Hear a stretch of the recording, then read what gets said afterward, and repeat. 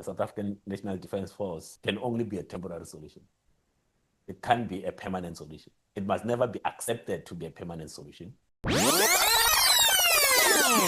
Now, on the issues of safety and crime, which you just spoke about now, your party has called for radical reforms in law enforcement following the Madlanga Commission's findings. Now, with the SANDF being deployed to gang hotspots, what specific piece of legislation or parliamentary oversight mechanism will rise Mzansi push for to ensure this is a sustainable solution and not just one of those temporary patches?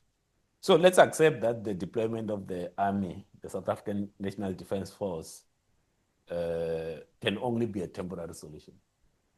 It can't be a permanent solution. It must never be accepted to be a permanent solution.